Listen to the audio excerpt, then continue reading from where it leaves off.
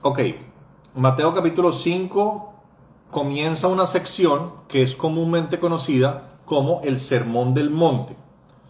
Se llama el Sermón del Monte porque Jesús se subió a una montaña, una montañita, esa región no es muy montañosa, no son montañas muy altas, y desde ahí comenzó a enseñar. Una de las cosas que dijimos en nuestro resumen es que Mateo compara a Jesús con Moisés. Entonces Moisés, cuando salen del desierto y cruzan las aguas, cuando cruzan las aguas salen de Egipto y entran al desierto, llega a un monte que se llama Sinaí y en ese lugar da los mandamientos o da las ordenanzas desde el monte Sinaí.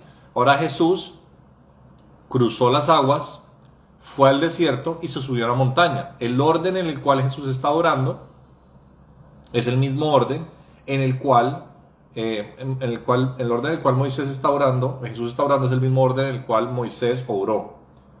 Nos sigue diciendo Mateo, este es el nuevo Moisés, y está escogiendo un pueblo para que sea su representante ante las naciones.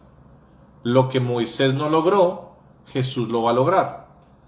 Y lo primero que estudiamos fueron las famosas bienaventuranzas, y dijimos que más allá de una lista de virtudes, esto es muy importante, que debamos buscar tener para ser bendecidos, es que las personas de menor importancia en la sociedad son bienaventurados porque ahora viene un reino en el cual ahora sí van a ser importantes y tenidas en cuenta. Que no debemos buscar ser pobres en espíritus, o deber buscar llorar, o buscar ser mansos, que la traducción mansos no es muy buena ahí, son las personas poco importantes, sino más bien nosotros que debemos ser sal y luz, estoy resumiendo lo que viene después, debemos ser personas que actúan de tal manera que estas personas que no son importantes a los ojos del mundo, ahora sí van a ser importantes porque ha llegado el reino de los cielos. Entonces Jesús introdujo el reino de los cielos como concepto, se subió a una montaña y comenzó a dar las ordenanzas que tienen una parte teórica y una parte que después Él va a vivir en persona. Él va a mostrarnos qué significa vivir el reino de los cielos. Entonces, la última porción que leímos sobre Jesús y la ley, cuando Él dice que Él no vino a abrogar la ley, esto es la versión Reina Valera, no sé cómo dice las otras versiones, lo que está diciendo es, yo no vine a enseñarles algo nuevo, yo no vine a decirles que lo que estaba en el Antiguo Testamento estaba mal. Yo lo que vine a decirles es que ahora lo que yo les estoy enseñando es la correcta interpretación de lo que Dios siempre dijo en el Antiguo Testamento. Y esto es súper importante para que entendamos estos versículos que vienen. Porque estos versículos se han visto como Jesús es un maestro que enseña cómo portarse bien o enseñanzas morales. Y hay parte de eso que es verdad. Por supuesto que hay una clase de ética acá. Pero más allá de eso es cuál es el corazón de Dios para que exista un reino diferente en la tierra.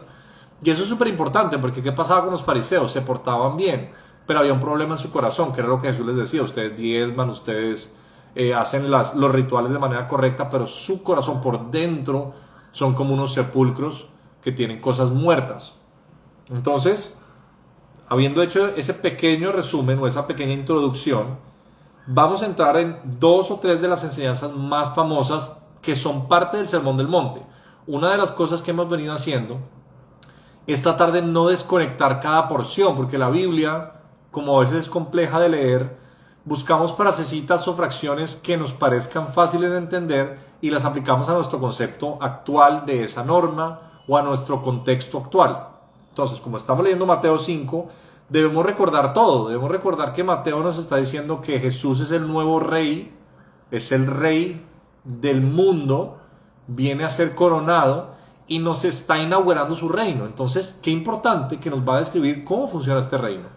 Y que las expectativas de las personas eran unas para él como rey, pero las funciones de él como rey eran otras. Ahora, si usted tiene un subtítulo, porque pasa mucho en las Biblias, el mío, por ejemplo, en el pasaje que vamos a comenzar ahora, mañana subo la quinta parte, está la sexta, para los que se están poniendo al día, pero ahora comenzamos en el versículo 21 de Mateo 5. Mi subtítulo dice, Jesús y la ira.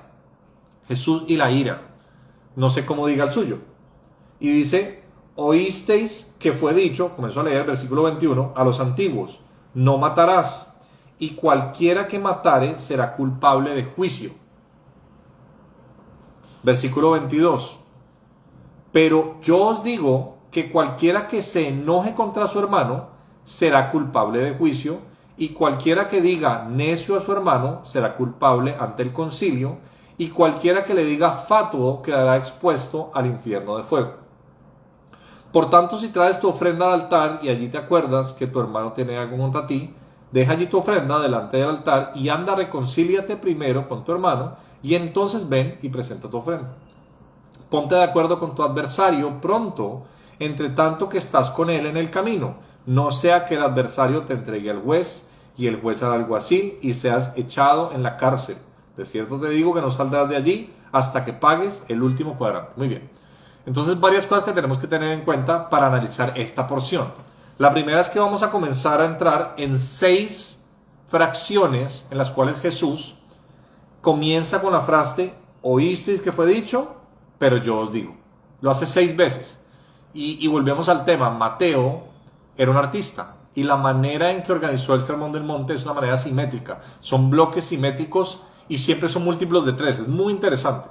No vamos a entrar en todo el detalle de esto, pero lo que quiero decir es que algunas personas piensan que Mateo simplemente estaba documentando de una manera como un reportero, ¿no? Como que yo estoy ahí, tomo los apuntes de lo que dijo y lo escribo, no. Mateo estaba haciendo una obra de arte en la cual hay simbolismo oculto detrás de lo que se dice y están las cosas dichas también. Por eso es importante poder tomarse el tiempo para leer fácilmente el bloque de enseñanzas más importante de Jesús y entender qué es lo que quería decir con cada una de esas cosas. Cuando él dice, oísteis que fue dicho, pero yo os digo, Jesús no está diciendo, es que lo que se enseñó antes estaba mal.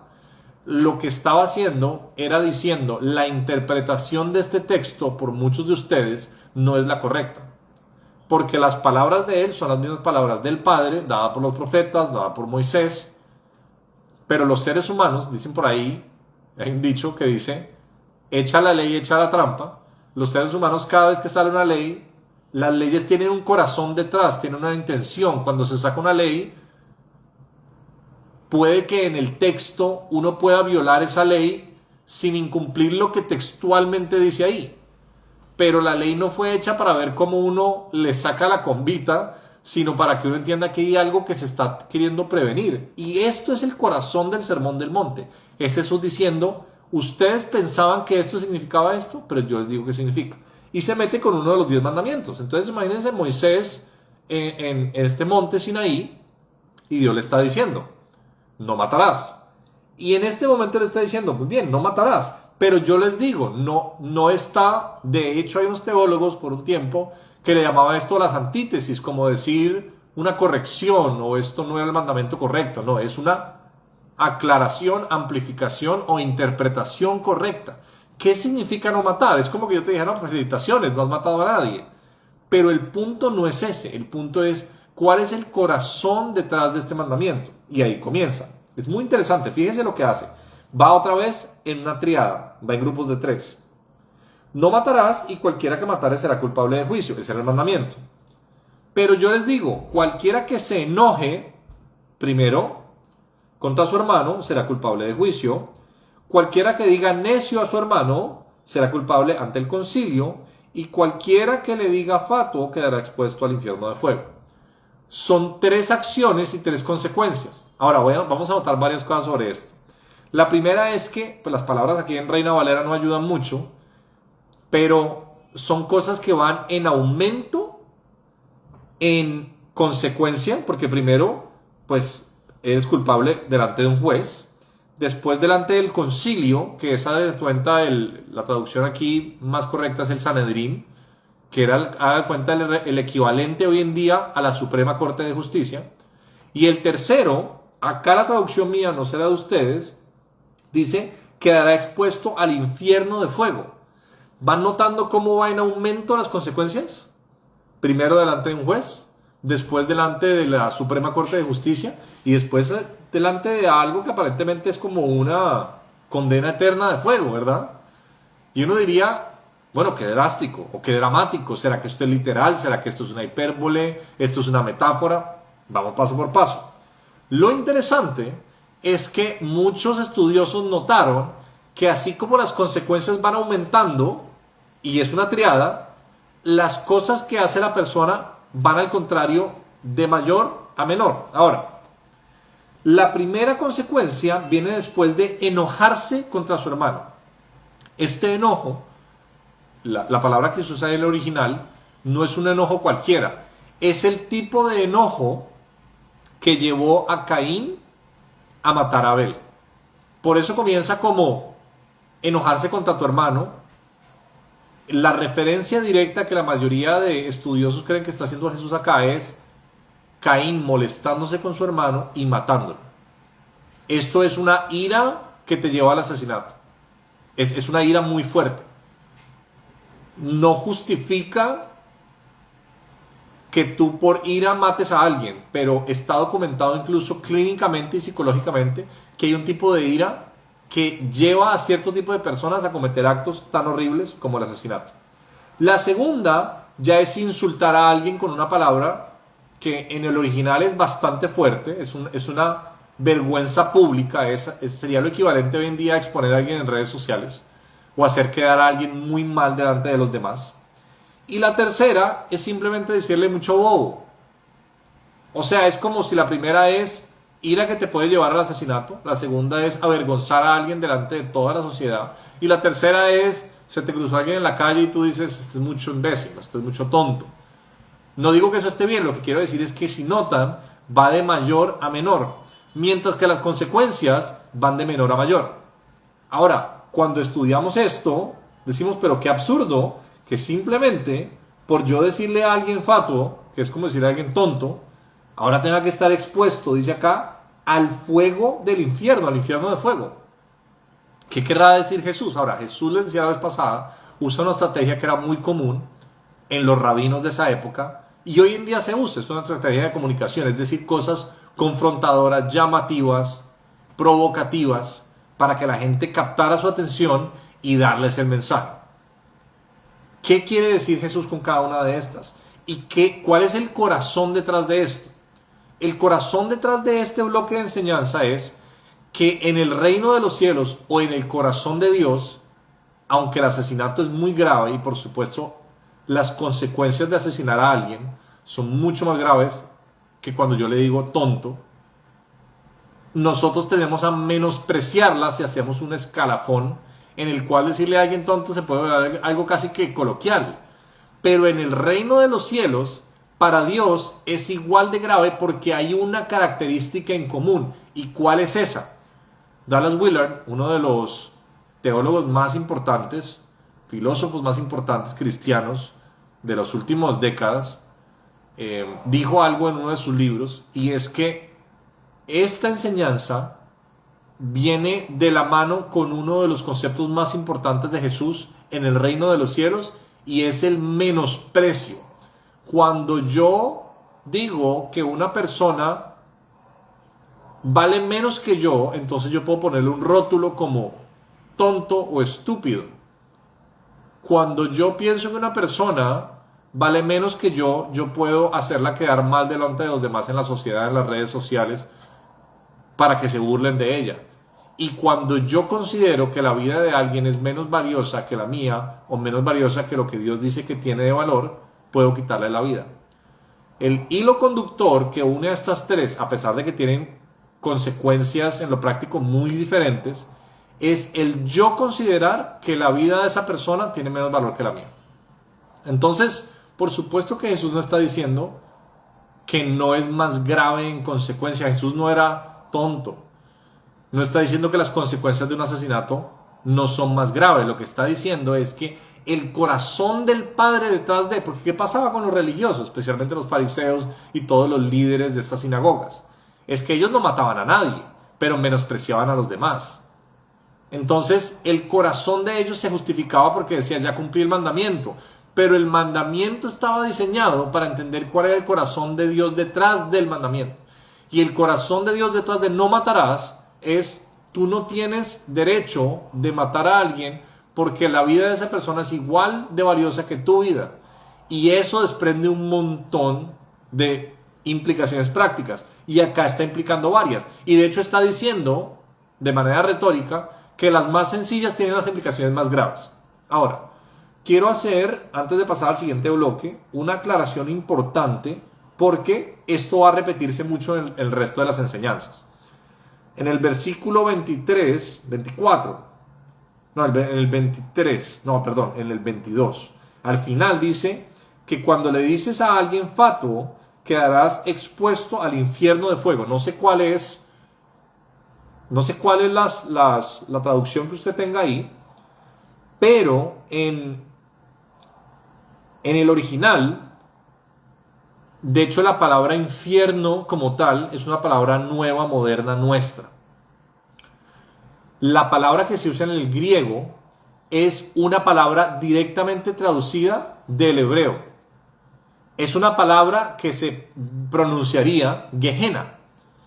Gehenna, en griego, cuando tradujeron la Biblia, porque todo esto que Jesús habló en arameo o en hebreo, cuando tradujeron esto al griego, tomaron una palabra hebrea. Entonces imagínense, una palabra del hebreo pasó al griego, pasó al español. Algunas versiones en español dicen Gehenna. No sé si la suya dice Gehenna. Otras dicen infierno. ¿Cuál es el problema con el concepto de infierno?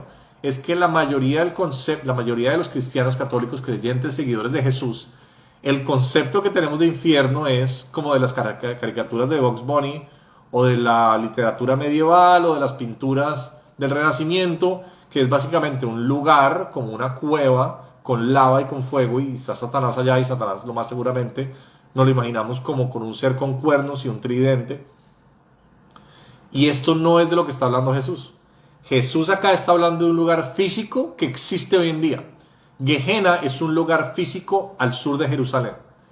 Gehenna viene de un nombre más largo en hebreo, que es el valle de Ben Hinnom. Ben Hinnom es el hijo, Ben en hebreo es hijo, el hijo de Hinnom. Entonces, la literatura cuenta que ese era un lugar en el cual botaban basura y la quemaban, y algunas personas pensaron, de pronto por eso habla del fuego. Pero esta no es la mejor hipótesis, porque esto data de la época medieval. En el Jerusalén medieval, este era como el botadero de basura, y en muchas culturas, hasta hoy en día todavía se hace, se quemaba la basura. Ahora, esto es súper importante y vamos a tomarnos, deje su dedo ahí, en Mateo 5, y me va a acompañar a Segunda de Crónicas 28. Crónicas narra la vida de muchos reyes.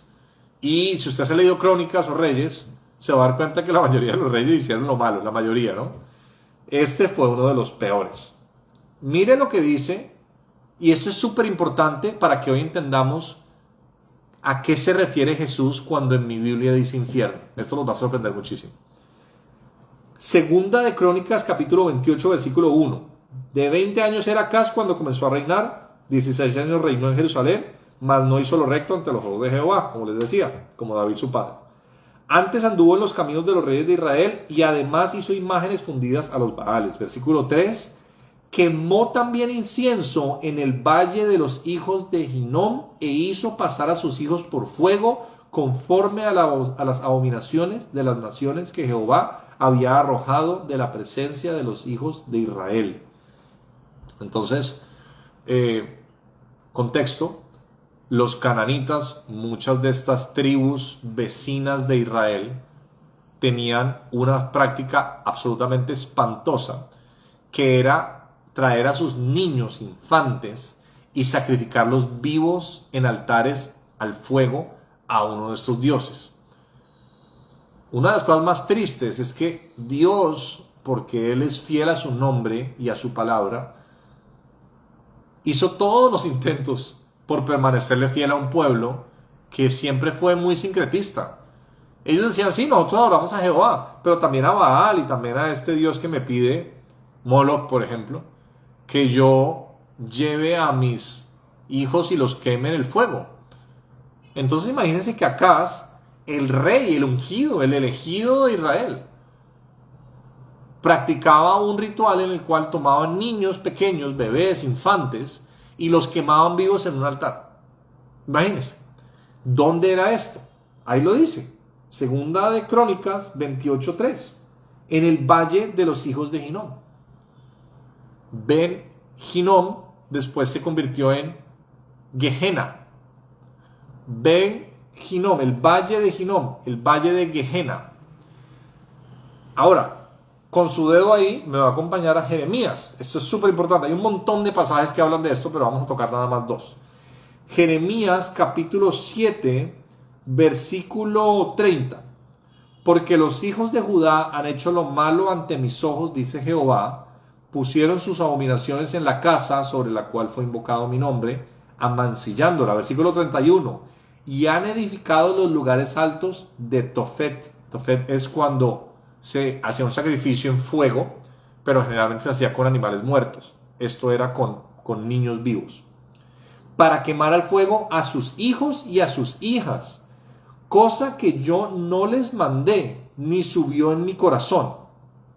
Por tanto, de aquí vendrán días, ha dicho Jehová, en que no se diga más Tofet ni valle del hijo de Hinnom, sino valle de la matanza, y serán enterrados en Tofet por no haber lugar. Entonces, lo que está diciendo el profeta acá de parte de Dios es, yo nunca mandé a hacer eso. Por lo que les decía el sincretismo. ¿Cuál es uno de los problemas del sincretismo? Que nosotros aprendemos por imitación. Entonces, si yo me crio en una cultura de estas y nazco en un lugar en el cual dicen, no, nosotros acá adoramos a Jehová. ¿Y qué están haciendo allá? Ah, no, están matando a los niños vivos en el altar.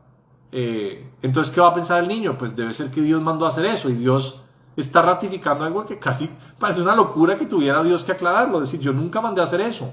Ni pasó por mi mente, jamás se me pasó por la cabeza. Incluso había falsos profetas, ¿no? Que decían, sí, Dios aprueba esto y Dios mandó a hacer esto.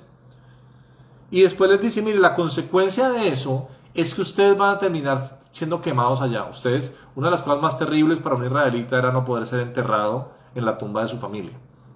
Ustedes van a terminar cosechando la consecuencia de sus actos. Es como un ojo por ojo. Ustedes quemaron bebés en el altar, en el valle de Hinnom, ustedes van a terminar incinerados en el valle de Hinnom. Ustedes no van a ser enterrados de manera correcta. Y esto es lo que Jesús está hablando. Esta es la imagen mental que tenemos que entender, que tener en nuestra mente cuando escuchamos a Jesús diciendo, mira, si tú insultas a tu hermano, tú estás menospreciando tu vida y es tan delicada la consecuencia de eso delante de Dios que la voy a comparar como con las consecuencias que Jeremías le dijo a los que quemaban a los niños en el valle de Hinnom. Cuando usted vea infierno en las palabras de Jesús, busque una Biblia de traducción, muchas tienen una letra pequeña y va a decir ahí es Gehenna. De hecho, Gehenna sigue existiendo. Usted puede ir y visitarlo hoy, está al sur de Jerusalén. Es un lugar en el cual quemaban niños pequeños. Es una imagen horrible. Es un lugar de castigo, es un lugar de muerte. Es un lugar en el cual fueron juzgadas las personas que menospreciaron tanto la vida de unos bebés que consideraron que las podían matar, como si fuera yo quemar un animalito, o como si fuera yo quemar algo que no tiene valor. Entonces, Jesús obviamente está siendo súper dramático, súper drástico, pero está diciendo, no, en el reino de los cielos no se toma a la ligera insultar a una persona. Y tal vez la parte que me voy saltando un poco acá a nuestra aplicación de hoy en día es a quiénes menosprecio yo y a quiénes no menosprecio. ¿Por qué tal vez menosprecio a alguien si de pronto es, no sé, pobre, o si de pronto no es tan educado como yo, o si de pronto... Cada uno de nosotros tenemos cierto grupo de personas que menospreciamos. Según esta lectura, lo que esto dice de nuestro corazón es que no hemos entendido el reino de los cielos, que hay algo en nuestro corazón que tiene que cambiar para que cuando yo saque palabras de menosprecio por alguien diga, ¿por qué menosprecio a esta persona? El reino de los cielos no se está manifestando en mí. Y otra vez, esto no es un tema de culpa o condenación, pero sí es un tema de reflexión. Y las palabras tan dramáticas de Jesús es para dar a entender que esto es muy importante. Perdón. Entonces, Jesús y el adulterio es el siguiente tema que sale como subtítulo en mi Biblia. Comienza la misma fórmula. Versículo 27. Oísteis que fue dicho, no cometerás adulterio. ¿Dónde está eso? Los 10 mandamientos. Pero yo os digo, volvemos a lo mismo. Jesús no está diciendo, si no, cometan adulterio, o esa enseñanza está mal. Jesús lo que dice es, les voy a explicar cuál es el corazón detrás de este mandamiento. Oíste que fue dicho, no cometerás adulterio, pero yo os digo que cualquiera que mira a una mujer para codiciarla, ya adulteró con ella en su corazón. Por tanto, si tu ojo derecho te es ocasión de caer, sácalo y échalo de ti, pues mejor te es que se pierda uno de tus miembros y no que todo tu cuerpo sea echado al infierno. Y si tu mano derecha te es ocasión de caer, córtala y échala de ti, pues mejor te es que se pierda uno de tus miembros y no que todo tu cuerpo sea echado ¿a dónde? A Gehenna. Otra vez ahí está, ¿sí ven? Entonces, por supuesto que esto ha sido llevado por todos lados dentro de las interpretaciones cristianas, hasta gente que se ha mutilado. Hay gente que se ha mutilado. Por supuesto es una persona pues que tiene como mínimo un problema de interpretación muy grave o lo más seguro un problema mental, ¿no? Uno de los retos o tal vez herramientas más útiles que tenemos que tener al escuchar a Jesús es saber cuándo está hablando en metáfora. Y les voy a hablar de prácticas, sobre todo pasa en la iglesia protestante cristiana, que han hecho muchísimo daño por tomar a Jesús literal en todo lo que dice. De arranque no está de más decirlo, pero lo voy a decir. En ningún momento Jesús está diciendo que la solución es arrancarse un ojo o cortarse la mano. Además, si somos honestos, todos andaríamos tuertos y sin mano. Jesús lo que está diciendo es tan drástico las decisiones que tenemos que tomar que las compara con sacarse un ojo y cortarse la mano derecha. Ahora, entre las muchas frases que ha dicho Jesús, una de las que viene a mi mente ahora es que si nosotros creemos en su nombre, nosotros vamos a poder tomar serpientes venenosas en nuestra mano y no nos hará daño. Hay iglesias, especialmente en Estados Unidos, que meten la culebra al culto el domingo ahí, ¿verdad? Busque los videos en internet. Porque Jesús dijo que las culebras me iban a picar y no me iban a hacer daño. Y se ha muerto gente. O sea, fíjese que estos espacios y estas herramientas son importantes. Bueno, algunos de ustedes dirán, yo no haría eso, pero el punto es que en cosas muy evidentes como sacarse el ojo y cortarse la mano, tal vez no, pero en otras hay muchas de las cosas que Jesús decía que eran metáforas.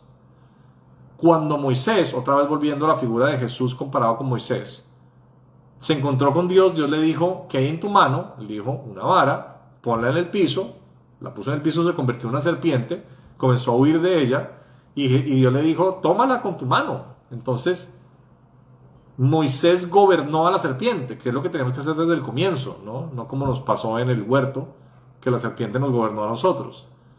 Entonces, el tomar una serpiente en la mano y gobernarla es un símbolo de vencer las tinieblas, de cuando ejercemos el reino de Dios, vencemos y gobernamos por encima del gobierno de las tinieblas, por encima de estos seres espirituales que quieren lo opuesto al reino de Dios. Jamás está sugiriendo Dios que para yo probar que soy un creyente, deje que una culebra me pique, imagínense. Y ha pasado. Entonces, jamás Jesús está diciendo acá que nos mutilemos. Pero sí está diciendo que es muy radical las decisiones que tenemos que tomar y que es preferible ser radical y cortar ciertas cosas de mi vida a no tener que pagar consecuencias tan altas que las compara como la de las personas que mataban niños en el altar de fuego. Compara esas condiciones también de juicio con las personas cuando cometemos adulterio en nuestro corazón. Mirar a una mujer y codiciarla es lo mismo a cometer adulterio. Volvemos a la parte práctica. Usted está casado y miró a una mujer y en su mente tuvo una fantasía, cometió adulterio en su mente. Las implicaciones prácticas de eso no son las mismas a que usted haya llamado a esa mujer, se hayan ido a una cita, haya tenido sexo con esa mujer, no son las mismas. Pero en el reino de los cielos, el corazón de Dios, además de una manera práctica, tiene implicaciones muy importantes, porque cuando un hombre, que es lo más común, o una mujer, que hoy en día también las cosas han cambiado tanto, comete adulterio, ¿eso dónde comenzó? ¿Eso en qué momento comenzó? En el momento en el que su esposa es tan poco valiosa que con sus acciones lo que está demostrando es, yo puedo acostarme con otra porque la vida de mi esposa no es lo suficientemente valiosa para mí como para honrarla hasta el punto de no estar con otra persona. Pero eso comienza con los pensamientos. Y esos pensamientos revelan que ya está en mí esa semilla y que no es el reino de los cielos. Por eso, ese es el punto en el cual uno puede arrepentirse y comenzar a cambiar. Y por eso las consecuencias tienen que ser llevadas al extremo de cortar el ojo, cortar la mano y sacarse el ojo. Ahora, cuando Jesús habla de si tu ojo derecho te es ocasión de caer, sácalo. Por supuesto que las cosas que tenemos que comenzar a pensar es, en cada uno de los casos, ¿qué son las cosas que me hacen caer a mí? Hay personas que tienen debilidad en ciertas áreas y otras no tanto. Por ejemplo, un amigo recuerdo cercano, en una época en el colegio que tomábamos mucho alcohol, no pudo salir de ahí y le tocó entrar a Alcohólicos Anónimos. Yo nunca tuve problema con el alcohol, aunque bebí mucho en una época, después dejé de tomar. Y no es un tema que me cueste, siendo honesto conmigo. Ahora, no es que me voy a dedicar a tomar un montón, pero lo que quiero decir es que hay otras áreas que son más complicadas para mí. Por ejemplo, yo mucho tiempo tuve una adicción con los videojuegos. Y es algo que socialmente tal vez no se ve tan mal, ¿no? Bueno, este es alcohólico, pero este está en la casa jugando videojuegos. El punto es, ¿qué me es ocasión de caer a mí? El tema de la lujuria es complejo hoy en día, ¿no? Porque se habla de la pornografía, se habla de las redes sociales, se habla de qué miramos, qué no miramos.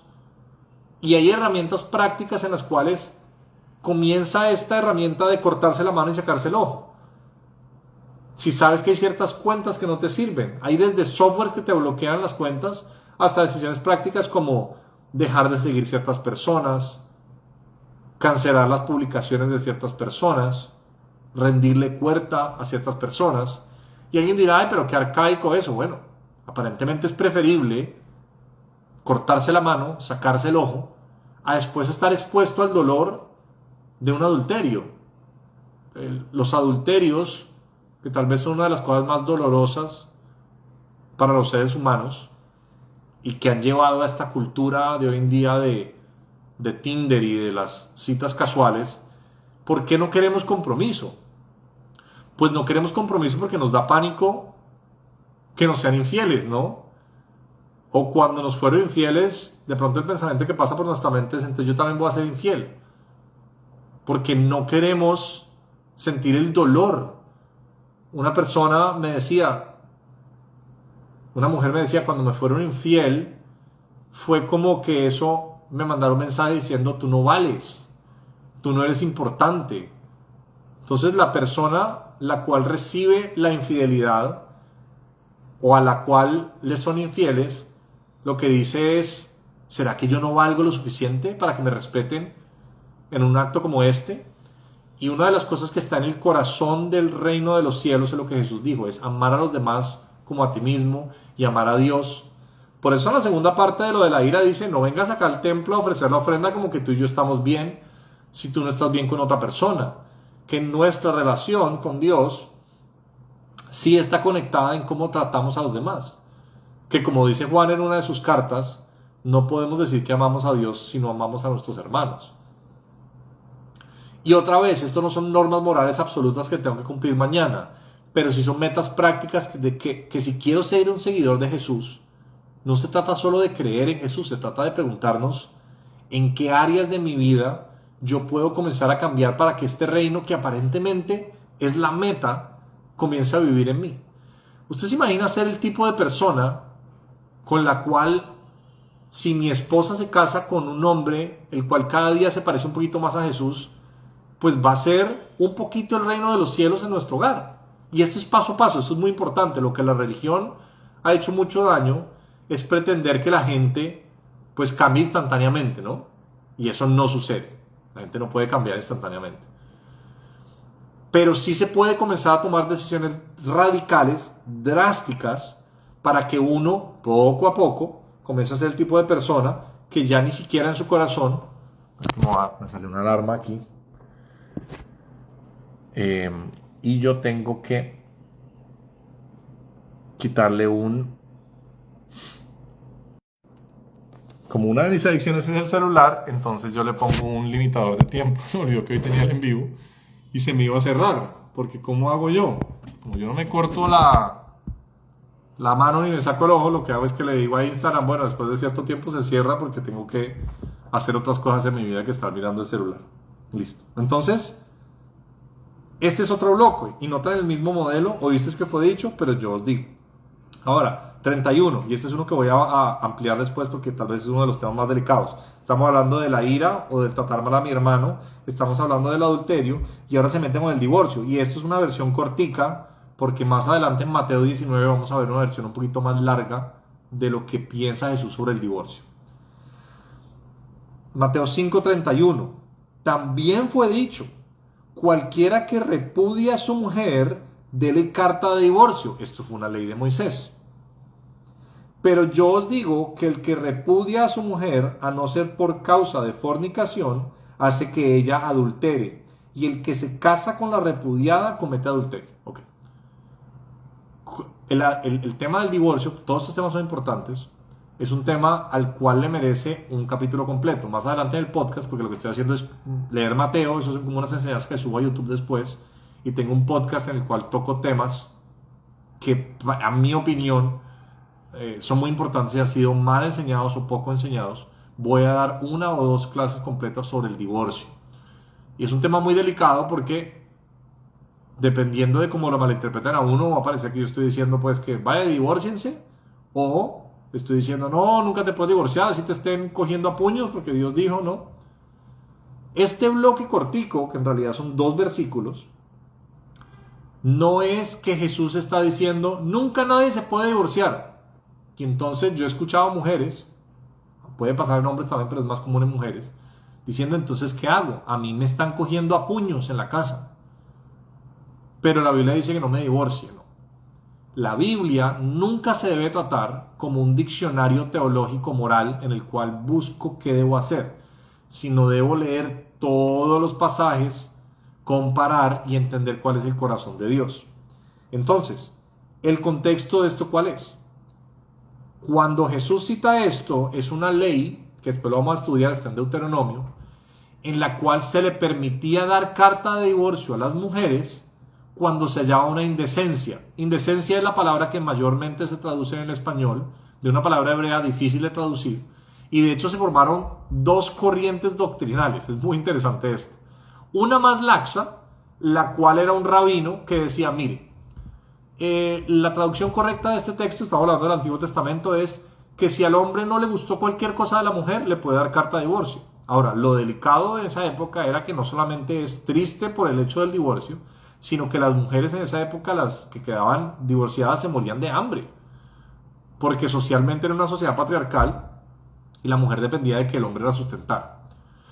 Entonces, Jesús está hablando de un caso específico en el cual los hombres tomaron una ley y la manipularon, volvemos a lo mismo. Por eso Jesús estaba dando la interpretación correcta detrás de cada una. Entonces, ¿qué pasaba? Y hay escritos rabínicos sobre esto. Decía el rabino de la escuela más laxa.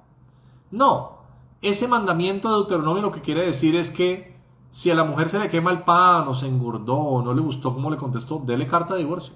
Todo eso entra en la categoría de indecencias, imagínense. Y se parece un poquito hoy en día, ¿no? Que aunque mi corazón no es juzgar o más bien condenar a alguien que se ha divorciado, a veces no hay una lucha. Es como que ya no me gustó algo y ya no busqué madurar, no busqué ayuda, sino que ya me divorcié. Y cada caso es diferente y cada caso es de analizar, pero en esa época lo que estaba pasando era que se abusaba de parte de los hombres de una ley mal interpretada. Entonces lo que está diciendo es, yo les digo que esa persona que repudió a su mujer, a no ser por causa de fornicación, volvemos a lo mismo, esa palabra ahí es, esa palabra indecencia, la interpretación de Jesús es que la única razón por la cual Moisés había dado esa norma era cuando una mujer le era infiel. Entonces, si la mujer iba y tenía sexo con otro hombre, entonces la ley de Moisés decía, ok, dele carta de divorcio. Pero ellos comenzaron a manipular esa ley, y lo vamos a ver en una clase completa, después dejo el link cuando la dé en esta enseñanza, para que si usted lo está viendo a futuro aquí en YouTube, lo vea más adelante, la clase sobre el divorcio, para que las personas que después tenían este dilema o vivían esto, entendieran que Solo por esa causa y por la dureza del corazón, va después de decir Jesús, era que él permitía que se le diera carta de divorcio. Y dice, como eso no es un divorcio real, tú estás adulterando. O sea, no hubo un rompimiento del pacto, porque el pacto que se hizo está muy ligado con el acto sexual. De hecho, la figura que se dice en Génesis 12 es, serán una sola carne, hablando del acto sexual. Y claro, si tú eres una sola carne con tu esposo, con tu esposa, y después tienes relaciones sexuales con otra persona, estás rompiendo ese pacto. Pero tú no te has divorciado. Si tú tomas cualquier ejemplo de cualquier cosa que no te gustó y das la carta de divorcio, ese vínculo espiritual que fue sellado por un pacto con algo físico no se ha roto. Entonces, ¿qué está pasando? Tú estás cometiendo adulterio porque todavía no, así le has dado carta de divorcio. La carta no quiere decir que espiritualmente ustedes no sigan unidos. Ese es el corazón detrás de esto. Y por supuesto que quede muy claro que yo acá no estoy diciendo entonces es como que, bueno, entonces dale, divórciate. Y hay gente, hombres y mujeres, que sus parejas les han sido infieles y han decidido perdonarlos y la persona se ha arrepentido y hay matrimonios que se han restaurado. Es un testimonio que lo hemos escuchado varias veces en diferentes parejas. Entonces no hay una regla de tres estricta. Esto no es un compendio en el cual Jesús explica exactamente qué se debe. De hecho es muy cortico si se dan cuenta. Pero si ustedes ven el orden de cómo lleva tratando su tema, está diciendo hay hombres que menosprecian tanto a su mujer que creen que porque hay una norma que malinterpretaron pueden darle carta de divorcio e ir a acostarse con otra mujer. Estás adulterando. Tú no te has divorciado porque la razón por la cual lo hiciste, que no fue por lo menos que ella te haya sido infiel, no quita el hecho de que ustedes dos estén unidos. Ustedes siguen unidos porque ustedes son una sola carne y ella no te ha sido infiel. Entonces, lo importante de este texto es no leerlo separado de los demás. Entonces, claro, tal vez las corrientes más legalistas de los creyentes usan esos textos para alguien que tal vez se divorció, decirle, no, tú estás adulterando. Entonces, claro, uno viene a casos reales en los cuales yo he escuchado mujeres que dicen, pero me iba a matar, yo tenía que divorciarme. Y después de unos años decidió rehacer su vida. Y alguien lee este texto suelto por fuera de contexto y le dice, estás adulterando. Jesús dice que estás adulterando. Y por eso les digo, les quedo debiendo la enseñanza completa porque no me da el tiempo. Pero el contexto, ¿cuál es? Es en el reino de los cielos, las demás personas tienen un valor tan importante en el cual yo no puedo tomar decisiones que los menosprecien. El darle carta de divorcio a una mujer en esa época por algo que no era una indecencia, o sea, una mujer que no había sido infiel, era menospreciarla tanto que simplemente pensabas, le mando esta cartica porque hay una ley que dice que lo puedo hacer, hay un rabino que lo interpreta de esta manera, esta mujer lo más posible es que se muera de hambre o termine en absoluta pobreza, y yo hoy me acuesto con otra mujer porque me casé, pero Dios está diciendo, estás cometiendo adulterio. Ni siquiera se había roto el pacto, porque el pacto se había roto si hubiera sido infiel.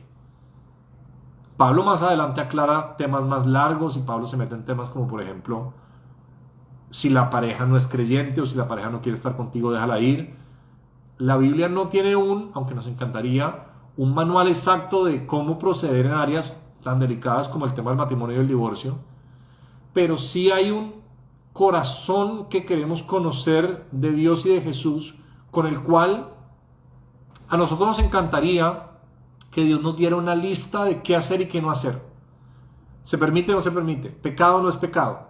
Pero Dios en realidad lo que nos da es una cantidad de historias en las cuales narran vidas de personas y su interacción con Dios. Dios hecho hombre y la interacción con los hombres, las cartas de unos pastores con sus iglesias en formación, y en medio de toda esa lectura lo que tenemos que hacer es conocer cuál es el corazón de Dios. ¿Por qué es tan importante entender el Sermón del Monte y por qué es tan peligroso sacarlo de contexto por fragmenticos? Porque si lo sacamos de contexto por fragmenticos, lo que vamos a estar es buscando pequeñas normas las cuales citar cuando pasa algo, como un diccionario. Pasó esto, no puedo hacer esto porque Jesús dijo esto, ¿no? Pero ¿cuál es el contexto? Jesús lo que me está llevando es, como no va a haber un librito que me diga qué hacer en cada momento y situación, yo lo que quiero decir es, ok, ¿por qué me quiero divorciar de mi pareja? ¿Será que es que yo lo que tengo en mi corazón es menosprecio hacia esta persona? Y si tengo menosprecio, ¿por qué la menosprecio? Si en el reino de los cielos ella es igual de importante a mí. Y comienza un proceso. Dicen que, escuchaba yo en un estudio, que uno de los 4 jinetes del apocalipsis, por decirlo de alguna manera metafórica, de un divorcio, o sea, cuando un matrimonio ya va vía al divorcio, los 4 jinetes del apocalipsis de un matrimonio, es el menosprecio. Lo escuchaba en inglés la palabra es contempt. Contempt es una palabra muy diciente, es cuando tú ya no, es como lo contrario a la admiración, es cuando tú miras a alguien y lo menosprecias. Y cuando tú menosprecias a alguien, algo comienza a pasar en tu corazón y es que tú le estás dando un valor, tú estás diciendo esa persona no es tan valiosa. Igual que cuando tienes la ira como para matarlo, o la molestia tan grande como para considerar que lo puedes boletear en redes sociales, o la molestia tan grande como para decirle que eres un tonto. El hilo conductor en común en el corazón es: yo decido cuál es el valor de esa persona. Yo decido que mi esposa no es lo suficientemente valiosa como para merecer mi fidelidad, y como tengo ganas de estar con esa otra mujer, pues lo hago. Entonces mis acciones, yo puedo decirle a mi esposa que la amo, pero si le soy infiel, mis acciones demuestran que no la amo, que de hecho la menosprecio tanto que considero que ella se puede merecer un trato así. Y no pretendo decir esto desde una plataforma de superioridad moral. Al primero que le habla todo esto es a mí, y al primero que confronta todo esto es a mí para revisarme hoy. ¿Cómo estoy tratando a los demás? Porque hay personas que me da tanta rabia y los trato tan feo y les hablo con palabras peyorativas, y hay otros que sí trato bien. ¿Cuál es la distinción que no estoy viendo? Porque en el reino de los cielos todos son igual de valiosos. Que hay personas que han hecho cosas malas, es cierto, y otras que han hecho cosas buenas, pero hay un valor intrínseco, hay un valor que cada ser humano fue creado a la imagen y semejanza de Dios. Que yo no soy quien puede decir esta persona es un tonto, o esta persona merece una deshonra pública, o esta persona merece no vivir. O yo no puedo tomar una mujer y volver un objeto en mi cerebro solo para satisfacer mi fantasía, porque esta mujer vale más y mi pareja vale más. Y comienzo a darme cuenta que la solución del adulterio no es amputarme partes del cuerpo, sino entender que hay un problema en mi corazón en el cual el reino de Dios todavía no gobierna. Entonces, el Sermón del Monte en realidad es un diagnóstico de cuál es el corazón que tenemos que tener los que creemos ser seguidores de Jesús, para ser luz y para ser sal. Y ese proceso de cambio, dicen que por ejemplo personas como Gandhi, que no era un cristiano como tal, pero fue impactado tan profundamente por el Sermón del Monte, lo leía 2 veces diarias todos los días. Nosotros nunca lo leemos, ¿no? Pues creó un movimiento pacífico, pero que hizo oposición, ¿sabes? Una de las cosas que vamos a leer aquí más adelante del Sermón del Monte, súper mal interpretadas, especialmente en el cristianismo, acerca de cómo este tema de dar la milla extra o poner la otra mejilla, no es que yo ahora me volví un tapete y todo el mundo me pisotea, es que sí hay una posición activa contra los que me hacen mal, pero yo no utilizo las mismas herramientas de violencia que usan ellos contra mí, y hay que ser creativo, valiente y astuto para poder llevar una oposición activa en el reino de los cielos, porque los que estamos en el reino de los cielos no usamos las mismas herramientas de menospreciar o tener violencia física o verbal hacia los demás.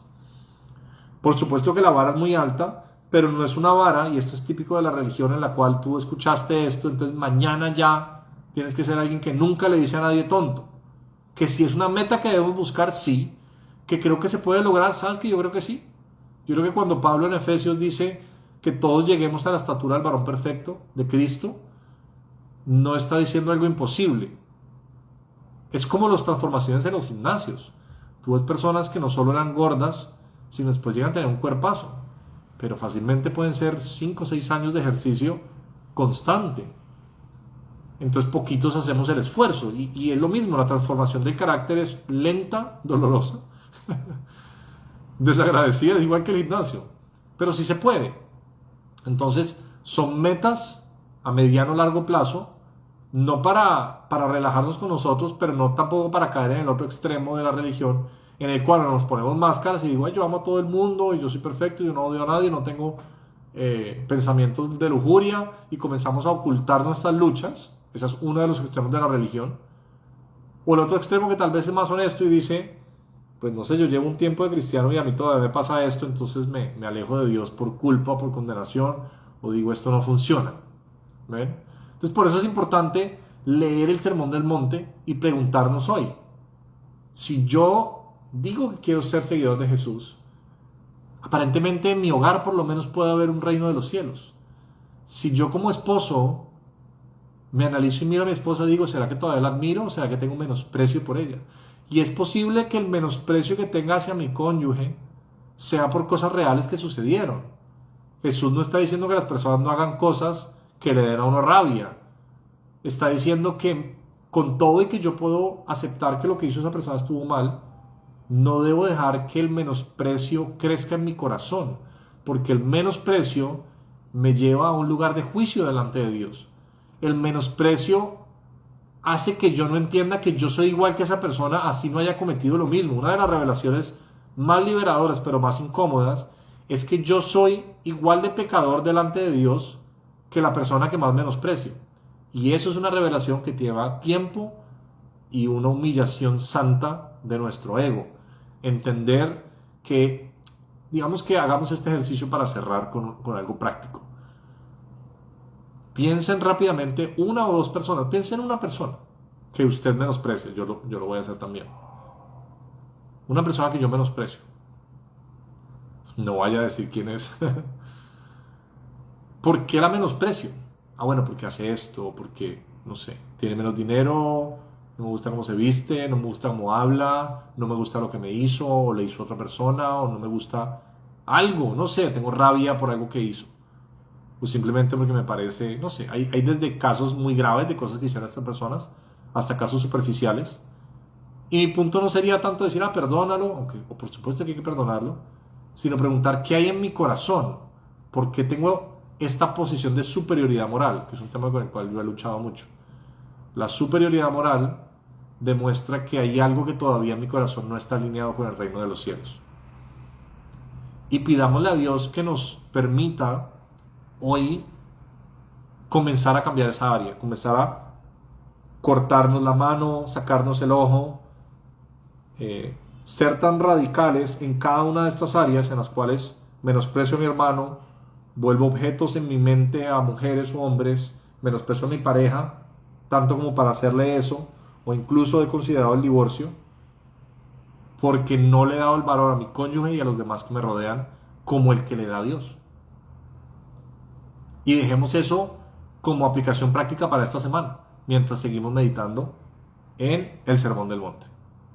Espectacular, ¿cierto? Entonces vamos a comenzar cada vez que hagamos uno de estos estudios a llevarlo siempre al contexto general, y eso nos va a servir después a hacer una aplicación correcta y no verlo como bloques sueltos. Terminamos orando. Padre, gracias por tu palabra, gracias porque nos confronta, gracias porque a cada uno de nosotros sin culpa nos hace ver la verdad y nos muestra que hay muchas áreas en las cuales tenemos que acercarnos a tu reino.